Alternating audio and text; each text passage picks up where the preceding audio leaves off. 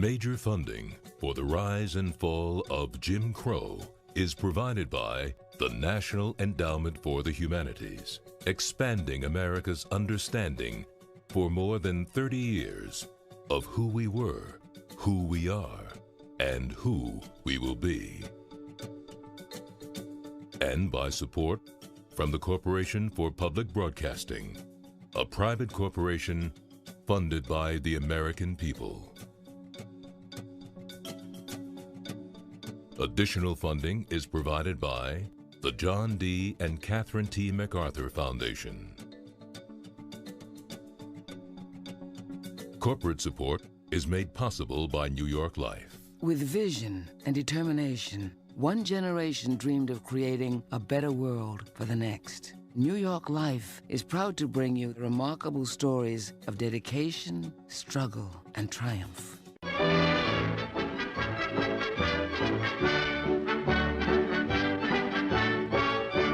Listen, all you gals and boys, I'm just from Tuckahoe. I'm going to sing a little song. My name's Jim Crow. Wheel about and turn about and do just so. Every time I wheel about, I jump Jim Crow. I went down to the river. In 1836, Jim Crow is born. He begins his strange career as a malicious minstrel caricature of a black man, created by a white man to amuse white audiences. Jim Crow would come to symbolize one of the most tragic eras of race relations in American history, a time deeply rooted in promise and contradiction. 1865, 4 million Americans, slaves simply because they were born black, were now free. But in little over a decade, that promise was gone, replaced by a rigid system of laws designed to keep blacks from experiencing any of their newly achieved rights.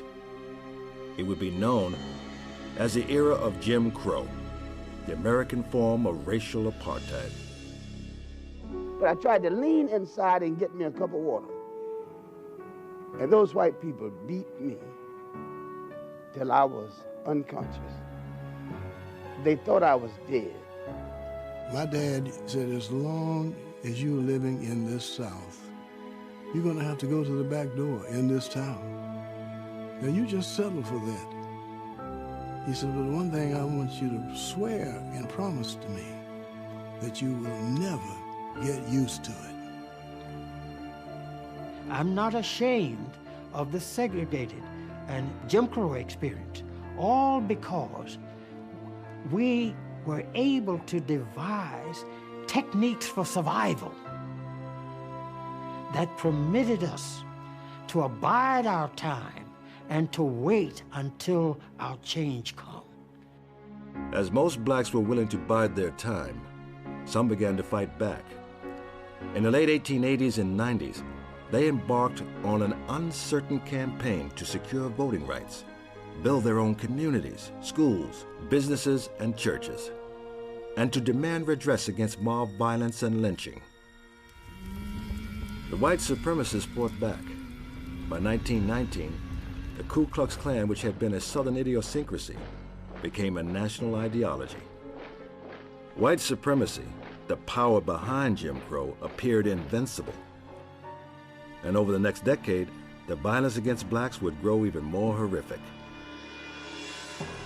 But black Americans continued to battle, using the power of the press and ultimately the power of the courts to pursue their quest for freedom and equality against racism. The rise and fall of Jim Crow is their story, the story of strong men and women who would never accept the demeaning, threatening, and perilous world of Jim Crow. The rise and fall of Jim Crow is the story of those who, in the face of unending terror, achieved triumphs. Triumphs that would in time make America a better place, not just for themselves, but for all of us.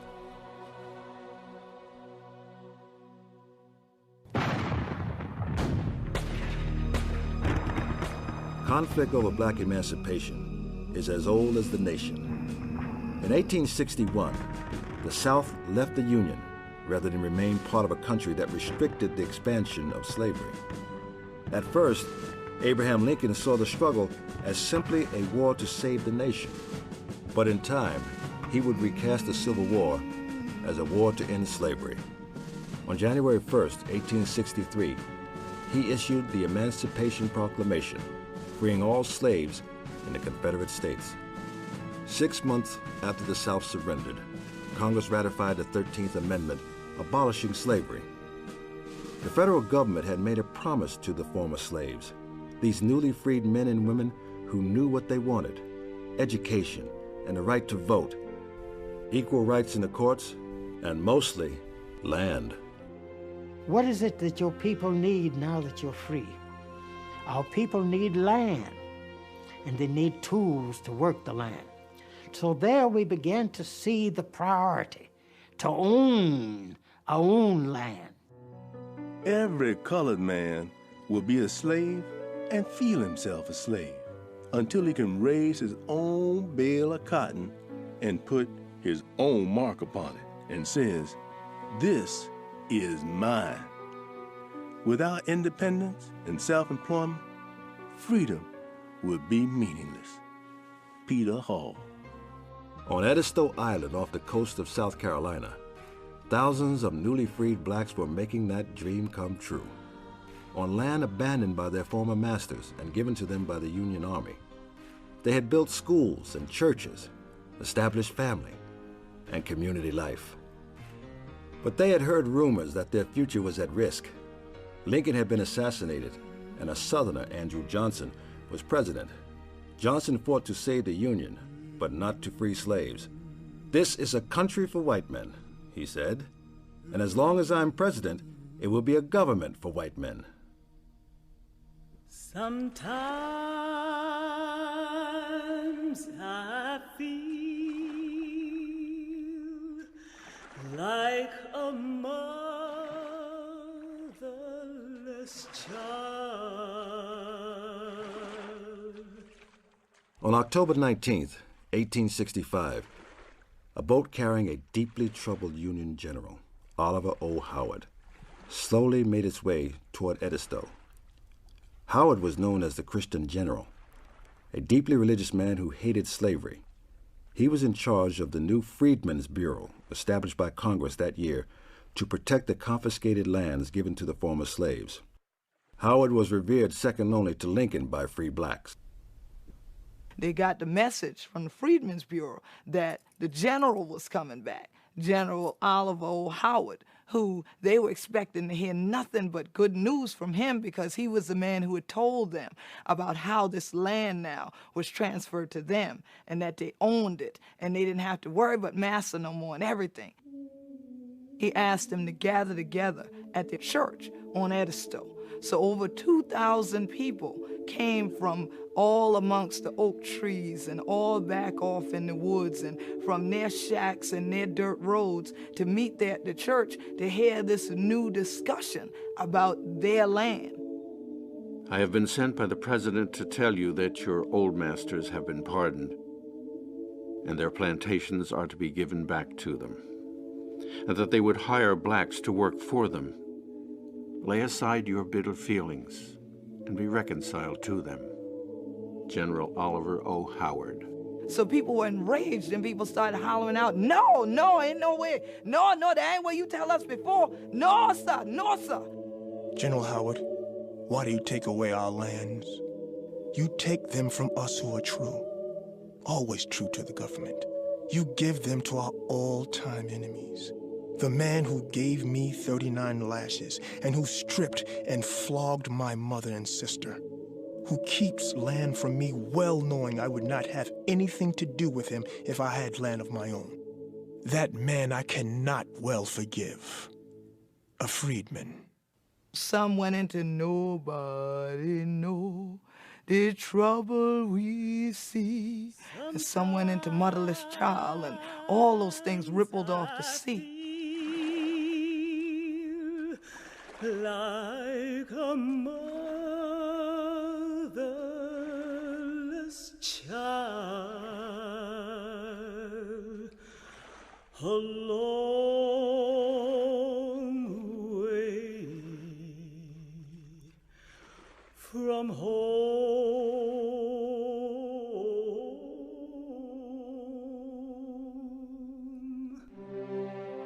1 year later, in 1866, Congress, recognizing continued Southern resistance to black emancipation, passed the 14th and 15th Amendments, guaranteeing blacks the right to vote and due process of law. The time of Reconstruction had begun, but many whites did not plan on fulfilling the intentions of the new laws. Mississippi passed a black code, giving courts the right to apprentice former slaves, with preference to their former owners. The Negro is free whether we like it or not. For the purity and progress of both races, they must accept their place in the lower order of things. That place is the cotton fields of the South. Such is the rule of the plantation and the law of God. Governor Benjamin Humphreys. But blacks did not see themselves trapped in the cotton fields. They used their vote to elect black representatives, sat on juries, and sent their children to school. What had alarmed the white South during Reconstruction was not evidence of black failure, but evidence of black success, evidence of black assertion, evidence of black independence, evidence of black advancement, and evidence that black men were learning the uses of political power. If intimidation would not keep blacks in their place, then violence might. In the same year that Reconstruction began, Nathan Bedford Forrest, a Confederate general, founded the Ku Klux Klan.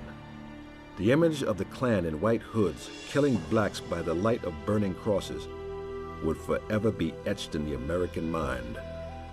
The way white supremacists made sure that ex-slaves would fall back into place or nearly back into place was terror.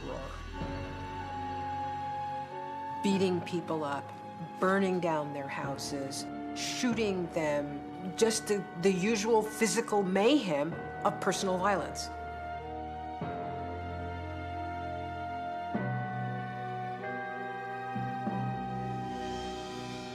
Although they were beaten into submission and retreat, 1869 offered a glimmer of hope with the election of Civil War hero Ulysses S. Grant to the presidency, and Grant delivered. He sent federal troops to the South to counter groups like the Klan.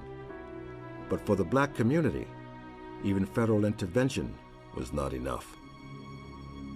The question of, should we stay at home in the South? Should we stay at home in the United States? Should we move somewhere else to the North? Should we move to the West? Or should we leave the United States entirely? Feeling trapped and helpless and in need of answers, some turned to an unlikely source, an old man who had been born in slavery. We needed land for our children. That caused my heart to grieve in sorrow. Pity for my race caused me to work for them. Confidence has perished and faded away. We are going to leave the South. Pap Singleton.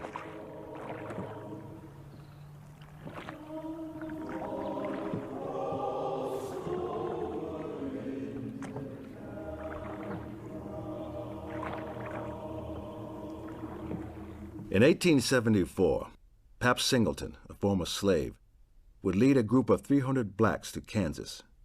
John Brown struck his first blow against slavery there. God must be in Kansas, and black people wanted to go where God was. No one spoke this call stronger than Sojourner Truth. I have prayed so long that my people would go to Kansas, and that God would make straight the way before them. This colored people is going to be a people. Do you think God has them robbed and scourged all the days of their life for nothing? Many of the people saw their promised land, they saw their Jordan River being those places that they had to cross over into, where freedom would be away from those who had basically had their feet on their necks all this time, just like the Pharaoh had done in the Bible. So many of them followed their leaders so that they could have their life to themselves, however they wanted that to be built.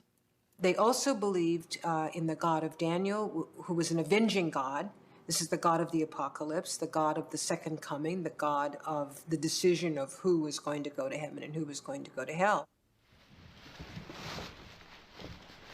But as much as Kansas loomed as a promised land for many blacks, getting there could become a journey through hell. Many would perish from starvation and exposure. One group fell victim to yellow fever, and there was always the fear of murderous whites. I saw colored men and women cast themselves to the ground in despair, heard them groan and shout their lamentations. What is to become of these wretched people, God only knows.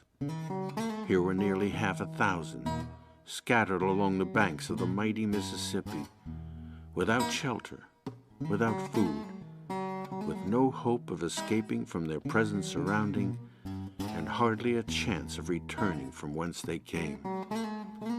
Riverboat Captain. For those who survived to make it to Kansas, they found a land of hard winters, torrential rains, and violent tornadoes.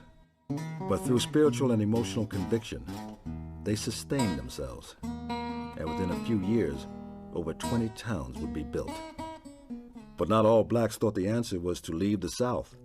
Frederick Douglass, a former slave who had become the leading black voice for abolition, opposed any mass exodus. The country will be told of the hundreds who go to Kansas, but not of the thousands who stay in Mississippi. They will be told of the destitute who require material aid, but not of the multitude who are bravely sustaining themselves where they are. If the people of this country cannot be protected in every state of the Union, the sovereignty of the nation is an empty one, and the power in individual states is greater than the power of the United States. Frederick Douglass. In 1877, Republican President Rutherford B. Hayes, who had won the election by making a deal for electoral votes from Southern Democrats, pulled federal troops from the South. The party of Lincoln had betrayed the former slaves. Reconstruction was over. Whites began to reassert their power over blacks, politically, legally, and economically. And nowhere was this change more crushing than for those blacks who were farmers, most of whom were sharecroppers. Owners controlled their little worlds.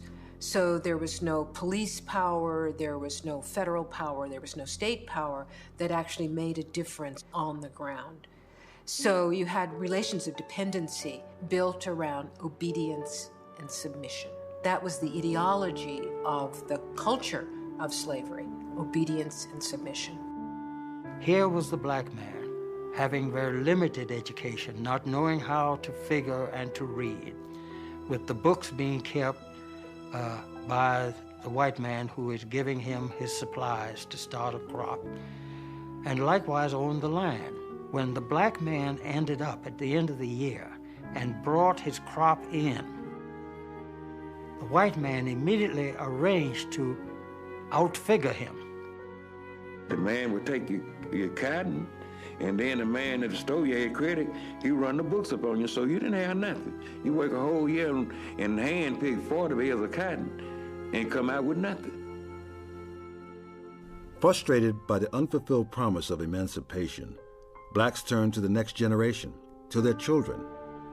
They believed education would be the key to overcome white dominance. One man would come to symbolize this hope: Booker T. Washington. Born into slavery, Washington had managed to learn to read and write, and at 9 he worked in a salt mine. But within 25 years, Washington had been a student and a teacher at the Hampton Institute and was invited to be principal of a new school in Alabama. That school was Tuskegee. Arriving in a community of farms and sharecroppers, where attending school was rare, if at all, Washington faced a great challenge: to build a school, attract students, recruit teachers. On July 4, 1881, in the Zion Hill Baptist Church, the Tuskegee Institute was born. Washington and his 30 recruits believed the only way to one day have their own buildings would be to build them themselves.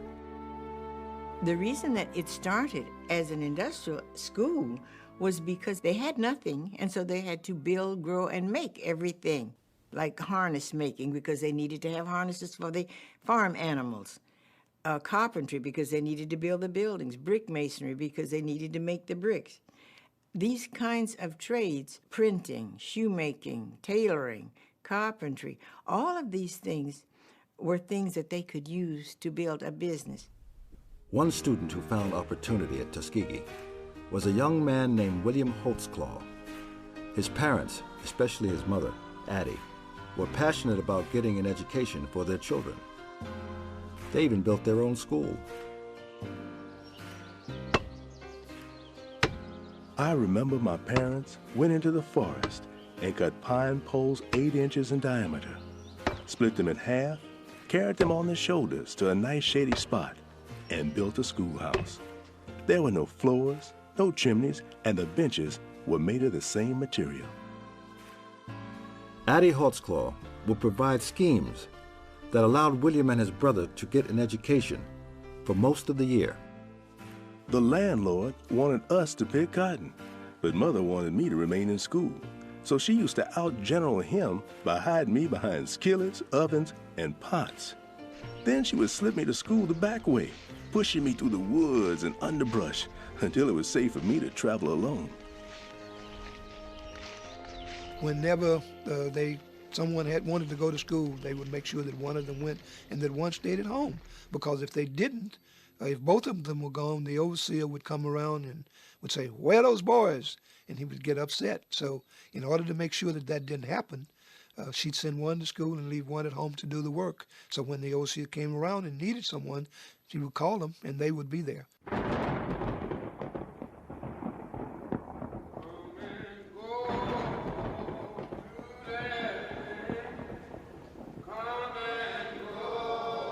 But the limited education was never going to propel the Holtzclaw children beyond the bondage of sharecropping, where if the landowner didn't cheat you, the weather might.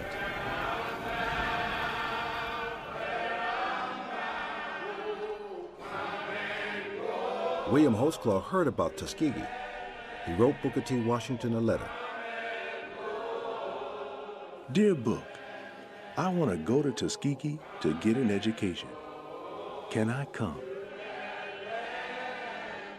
The letter found its way.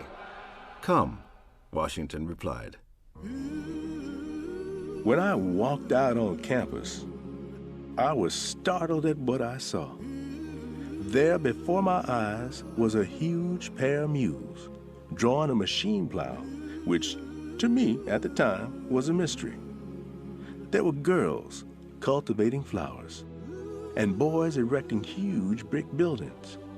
Some were hitching horses and driving carriages, while others were milking cows and making cheese. I found some boys studying drawings and others hammering irons, each with an intense earnestness that I had never seen in young men. When he first got to Tuskegee, he was really amazed that there were so many things he didn't know. He was also amazed as to how they organized the students in the dormitory setting, particularly himself, because he had never slept between 2 sheets. And when he went to the dorm, he was sleeping, as they say, ready roll. He had all of his clothes on, and someone had to come in and tell him that you have such a thing as a night shirt and a shirt that you wear during the day. My plan was for them to see not only the utility of labor, but its beauty and dignity. They would be taught how to lift labor up from drudgery and toil, and they would learn to love work for its own sake.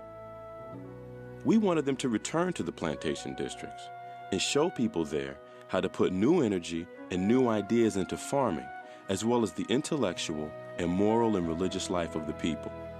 Booker T. Washington. Washington's vision would bear fruit. In less than a decade, Tuskegee had over 1,000 acres of land, 14 buildings, a farm, and a dozen shops, from a laundry to a blacksmith, with an enrollment of 400 students and 28 teachers. Washington wanted his students at Tuskegee to learn to work and work hard, no matter how menial the task. He also wanted to keep Southern whites from feeling threatened. That's why they thought Booker T. Washington was the great godsend, that somehow he'd come forward with an educational philosophy which said, in effect, that you can educate a people and still keep them subordinate. And he once gave a talk in a speech, and I think it's the most concrete example, where he was given the talk, and actually he was asked this question by a white farmer. He says, why should I send Mandy to Tuskegee to learn how to cook when she can spit in a skillet and know whether it's hot? And Washington's response was, the purpose of industrial education is to teach her not to spit in the skillet, not to teach her to be something other than a cook, but to be a better cook, to be a better sharecropper, to be a better mine worker. And so whites really thought this is a godsend. We've now come up with a philosophy of education that can keep people in their place and even teach them to be better within their place. And they thought that that was possible. They learned very quickly that that was not possible. At the Haynes School in Augusta, Georgia, its founder, Lucy Laney, would expand Washington's philosophy of teaching and take it in a different direction. She insisted upon developing her children's full potential. Her students studied English, mathematics, history, chemistry, physics, psychology, sociology, French, and German. What we need to develop, Laney said, is minds, not hands, race leaders, not followers. Laney was especially interested in training young black women to be teachers. The educated Negro woman is needed in the schoolroom, not only in the kindergarten and primary school, but in the high school and the college. She may give advice and knowledge that will change a whole community and start its people on the upward way. African-American women were playing a much more critical role than what was common in American education generally. They were critical as educational leaders, but even within the trenches in local communities, in terms of fundraising and teaching and support groups, that you cannot really understand the development of African-American education without really appreciating the leadership of African-American women. Teaching was a very important profession for black women in this period of time. It was not just a profession, but it was a mission to uplift African Americans, to teach people to read, to also teach them the ways of this world as free people. But black teachers had to show real ingenuity. Black schools were often barren affairs with few books, maps, pencils, or pens. We had students draw the national flag on the blackboard. These flags were assigned a place of honor on the board and became a permanent picture in the room for years. Pupils were careful not to erase the flag when they erased the blackboard.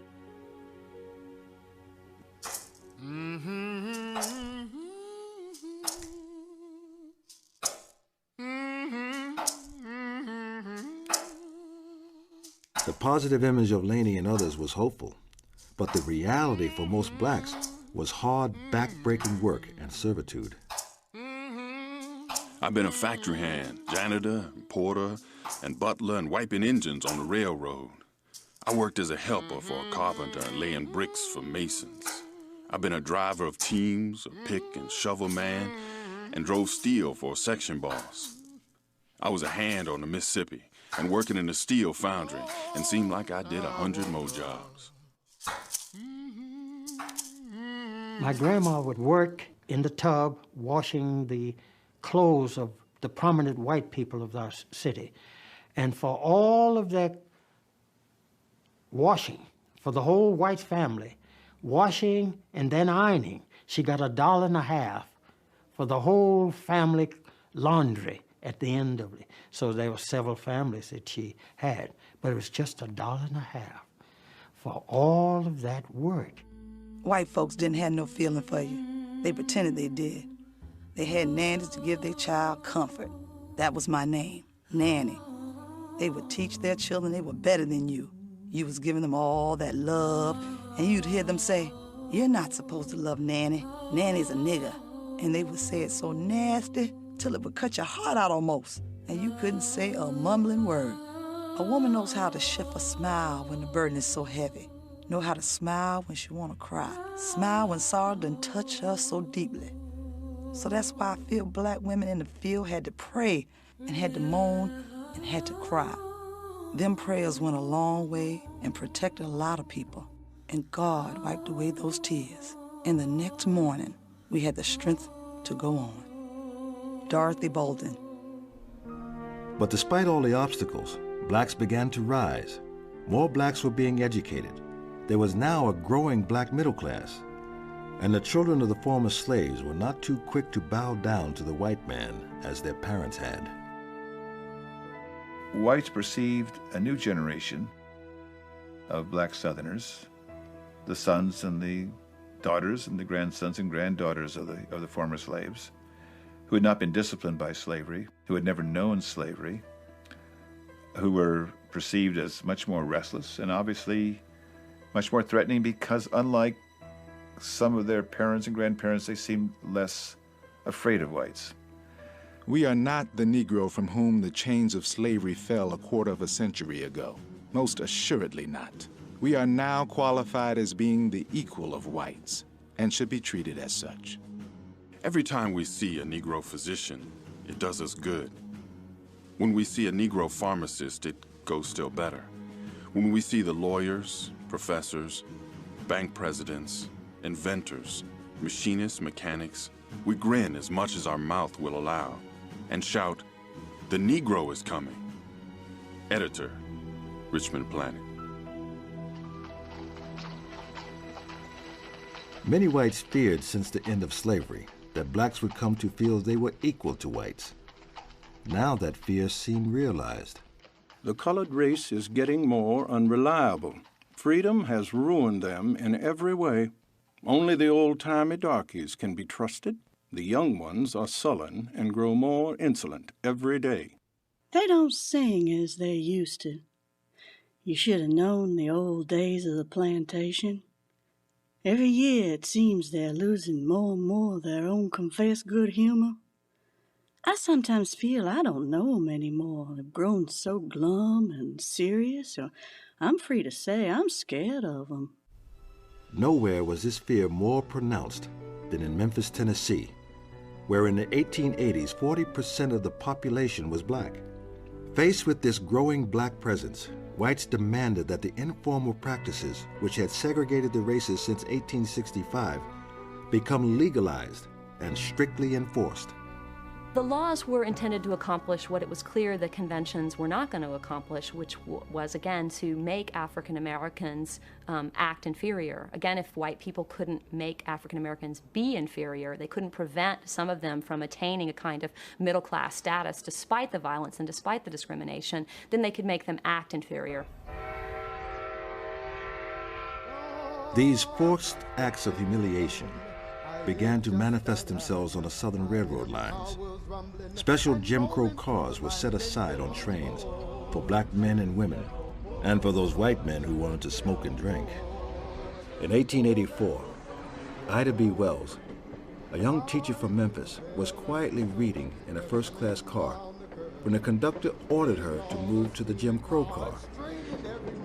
I refused, saying the forward car was a smoker and I was in the ladies' car. I proposed to stay. He tried to drag me out of my seat, but the moment he caught hold of my arm, I fastened my teeth on the back of his hand. Ida B. Wells. They are able to get her out of the seat, but she refuses to go into that combination car. And she gets off the train, walks back to town with her dress torn, with her hat now askew. She will sue the Chesapeake and Ohio Railway. She takes this mighty corporation to court, and she does prevail in the end, because the judge does say that indeed she was a lady. She's a school teacher. She was dressed the way she was supposed to dress. She acted accordingly. But the victory was short-lived. The verdict was overturned by a Tennessee appeals court. I had firmly believed all along that the law was on our side and would give us justice. I feel shorn of that belief and utterly discouraged. If it were possible, I would gather the race in my arms and fly away with them. God, is there no redress, no peace, nor justice for us? teach us what to do, for I am sorely, bitterly disgusted. She said, I wanted so badly to do something great for my people, and I thought I had. But now, with this, I feel that the justice is no longer on our side. Inspired by her personal confrontation with Jim Crow, Wells decided to fight for the rights of all black people. She taught school by day, and at night wrote newspaper articles under the pen name Iola. In the late 1880s, when the Tennessee legislature moved to take the vote away from blacks, Wells attacked. The dailies of our city say that whites must rule this country, but this is an expression without a thought. The old Southern voice that made the Negroes jump and run to their holes like rats is told to shut up, for the Negro of today is not the same as Negroes were 30 years ago. Swing low, sweet chariot, coming for to carry me home. Swing low, But a black man or woman standing up for equal justice in 1892 was taking a serious risk. On the night of March 9th, when Wells was out of town, her friend Tom Moss and 2 others were jailed for defending themselves against several white men who had attacked Moss's grocery store. Mass vigilantes dragged Moss and his 2 friends from their cells to a deserted railroad yard.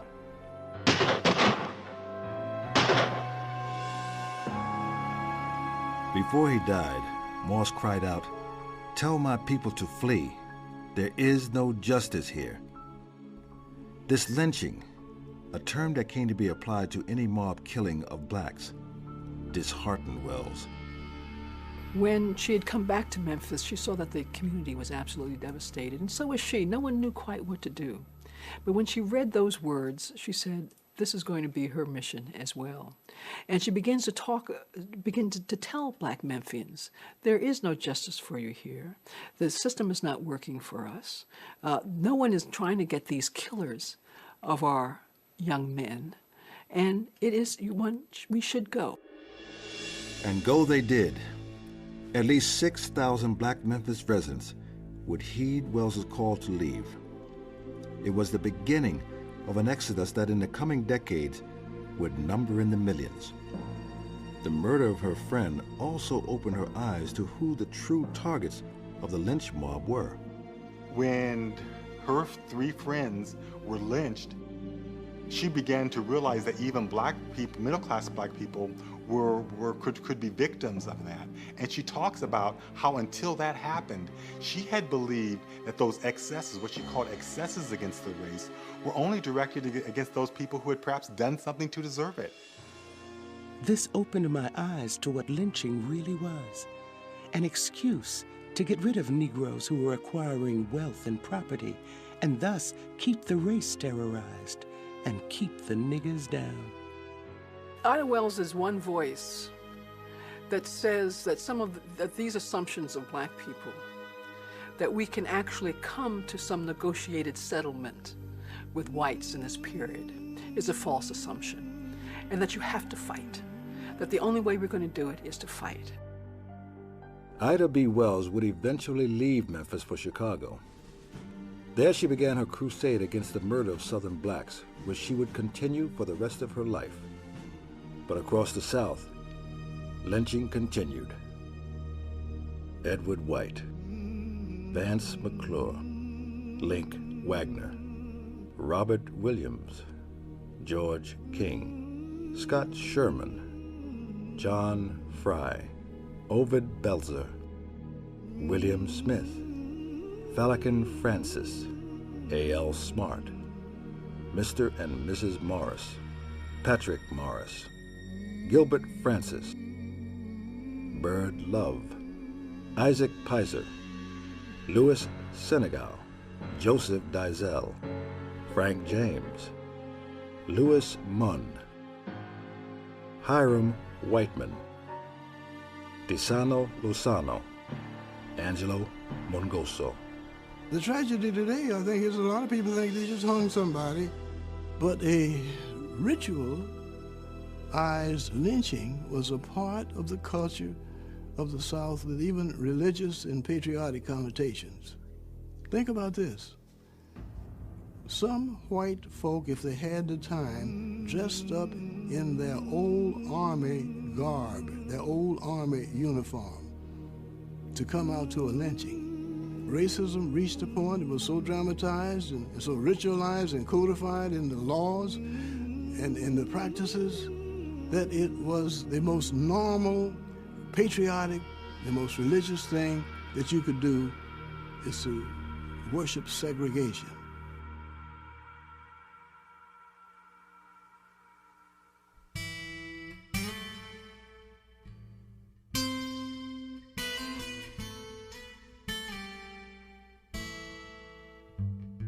But in the sea of violence, there were islands of hope.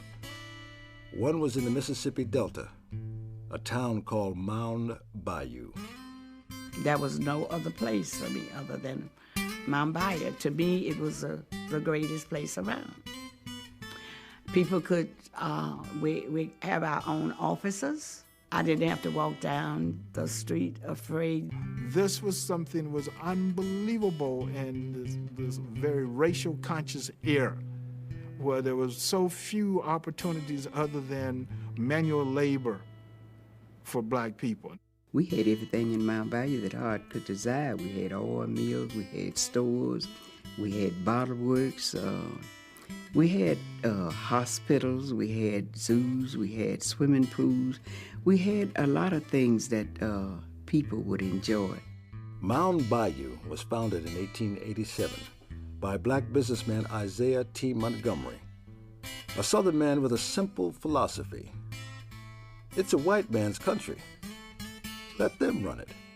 Isaiah Montgomery is a true American, and in a sense, he was extraordinarily opportunistic. Isaiah Montgomery had the ability to identify those individuals who had goods and services and political power and esteem in the community and ingratiate himself with those persons. Following the lead of men like Pap Singleton, Montgomery planned to create a safe harbor for blacks. It was not easy to find settlers in the early days. The task of clearing a wild country seemed hopeless to men with so few resources and so little experience. Isaiah Montgomery. The Delta of Mississippi in the mid-1880s was nothing more than a wilderness. These black people who came to the Mound Bayou area had to cut down trees, had to drain bayous, had to build up the land, had to fight off wild animals and snakes, and they lived as frontiersmen lived throughout the world. Day by day, a town began to take shape. Churches, a post office, and schools replaced the forest. My grandmother was Ada Simmons. She came here from Virginia. She wanted other than what she had been doing, the slavery and the people telling them what to do. She had in her mind that there must be something else. There must be something that was, better than what she was living under. Unlike some black communities, the whites did not come in and destroy the community like some instances of other black communities. I believe because there was a notion that a separation of the races was an answer to the race problem. By 1890, Mound Bayou was on its way to becoming one of the most prosperous black communities in the country. The jewel of the Delta, as it would later be called. That year, Mississippi assembled a convention to pass its new Jim Crow Constitution. The only black delegate was Isaiah T. Montgomery. Black people were looking for somebody that whites would accept, and so they elected Isaiah to go to this convention. My mission is to offer an olive branch of peace to bridge a chasm that has been developing and widening for a generation that threatens destruction to you and yours while it promises no enduring prosperity to me and mine. Isaiah Montgomery, burning with desire to protect Mound Bayou from white intervention, agreed to vote in favor of an amendment to keep illiterates from voting. The law's real meaning was clear. There is no use to equivocate or lie about the matter. Mississippi's Constitutional Convention was held for no other purpose than to eliminate the nigger from politics. Not the ignorant, but the nigger. James Vardaman. Mississippi whites cheered, but to black leaders, Montgomery was a traitor and a turncoat. He has virtually said to the nation, you have done wrong in giving us this great liberty. He has surrendered part of his rights to an enemy who will make this surrender a reason for demanding all of his rights. He is not a conscious traitor, but his act is an act of treason. Treason for the cause of the colored people not only of his own state, but of the United States. Frederick Douglass. Montgomery claimed the black vote was lost anyway. He hoped he had won a measure of safety for his people. Mound Bayou is the ship, he said. All else is an open, raging, tempestuous sea. While many black leaders, like Douglass, were outraged by Montgomery's vote, Booker T. Washington was not. By the 1890s, Washington's reputation as a spokesperson and fundraiser for Tuskegee was growing. Booker T. Washington spoke in a language that everyone could understand. He had something for working class blacks. He had something for middle class blacks. He was able, therefore, to control black businessmen. He was able to control black churchmen who admired the gospel success that he was articulating. And he was able to win the admiration of working class blacks who saw that all other alternatives had now been essentially exhausted. Booker was nobody's fool. The Carnegies and the other benefactors of Tuskegee would not have contributed a dime if he, at that moment, had offered a threat to the existence that these wealthy white men were perpetuating. Across the South, black improvement seemed to be thwarted at every turn, and violence continued as a daily threat. Booker T. Washington searched for a compromise that might bring racial peace. His opportunity came in 1895 when he was invited to speak at the Cotton Exposition in Atlanta, Georgia. September 25th was proclaimed Negro Day, but the black press tried to discourage blacks from attending. If Negroes wish to feel that they are inferior to other American citizens, if they want to see all sides, signs that say, for whites only, or no niggers or dogs allowed, if they want to be humiliated and have their man and womanhood crushed out, then come. Editor, Atlanta Voice. James Creelman, a correspondent for the New York World, observed the crowd turn hostile when Washington mounted the speaker's platform.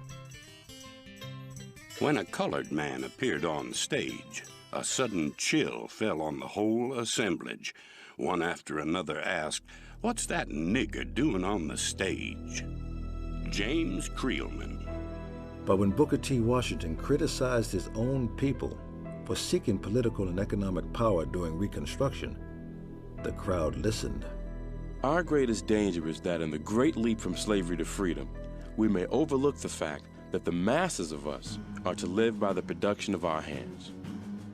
The opportunity to earn $1 in a factory just now is worth infinitely more than to spend $1 in an opera house. Booker T. Washington. And when he held his dusky hand high above his head with the fingers stretched apart and said to the white people of the South on behalf of his race, "In all things that are purely social, we can be as separate as the finger, yet one as the hand. In all things essential to mutual progress," a great sound wave resounded from the walls, and the whole audience was on its feet in a delirium of applause. When the Negro finished, such an ovation followed as I had never seen before and never expect to see again. white Southern women pulled flowers from the bosom of their dresses and rained them upon the stage. Tears ran down the face of the many blacks in the audience. As news of Washington's speech began to spread, many in the black community wondered, had Washington chosen to compromise their human rights in exchange for racial peace and economic stability? This generated overwhelming feelings of confusion, disappointment, even anger. But the white press across America rushed to embrace Washington's views.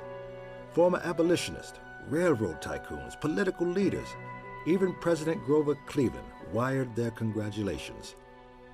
No black leader had ever before so eloquently defended Jim Crow. The speech would be celebrated as the Atlanta Compromise.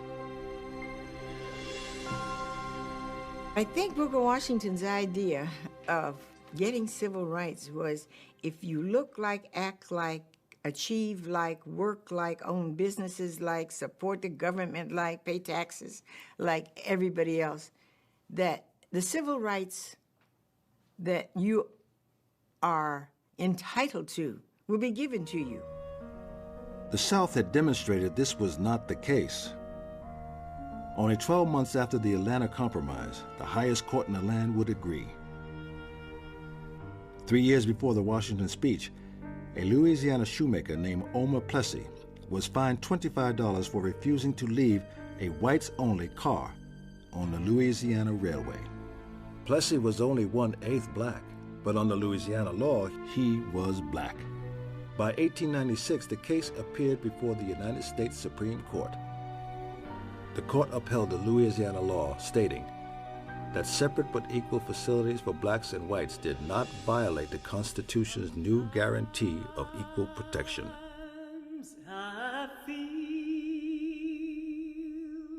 Only 3 decades earlier, the end of slavery had been the promise of a new day for black Americans, in which they could earn their livelihood by their own freely chosen labor, educate their children, participate in government, and receive equal justice under the law. But despite the remarkable advances, those hopes were now dashed. Jim Crow was the law of the land, North and South, and so it would remain for half a century. Abandoned by the North, without allies in the South, blacks continued to struggle for their freedom, relying on their families, churches, schools, and other organizations to sustain them. For black Americans, no time since the end of slavery seems so dark.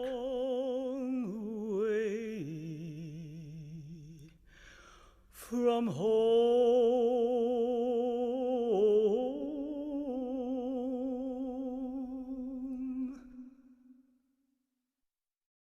The tragic era of Jim Crow comes to life at PBS Online with interactive activities and first-hand accounts. Find details on key people, events, and more at pbs.org.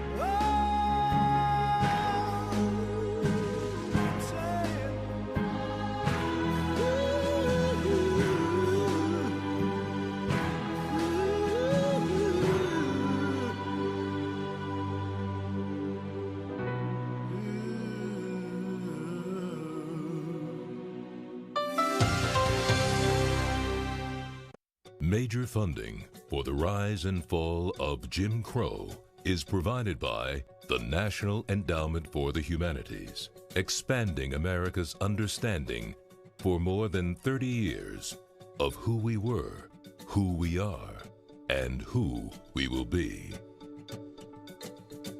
And by support from the Corporation for Public Broadcasting, a private corporation funded by the American people. Additional funding is provided by the John D. and Catherine T. MacArthur Foundation.